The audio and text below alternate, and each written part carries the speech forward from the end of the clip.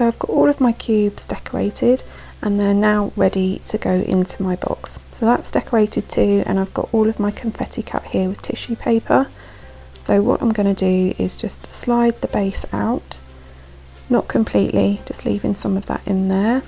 Pop that down and then grab my first cube, flatten that down and just pop that into the bottom of the box there, holding it in place with my finger so the cube doesn't bounce back out again. I'll grab the first layer of confetti and sprinkle that in there, like so, a little bit more.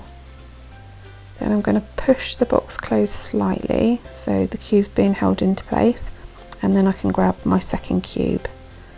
So I'll just flatten that one too, slide the box open and then pop that second cube on top there.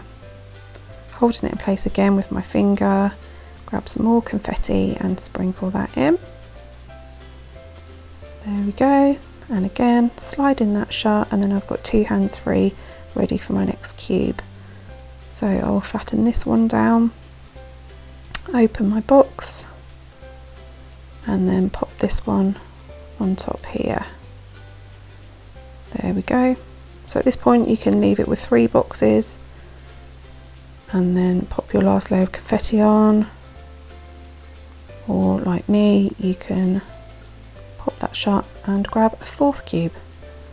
So here we go, the last cube, flatten that one down, slide my box open again, making sure I'm holding all those other cubes in place because they will just want to jump back out of the box. Pop that in the base there. There we go. Gather up the last of my confetti and sprinkle that on there. Okay, making sure my bow doesn't get caught there on the box. I'm just going to slide that shut, tuck in those last few pieces of confetti, and there we go, all ready to give to somebody. So then when they get hold of this, they will just literally slide the box open and get the surprise of all the cubes and the confetti. Here we go.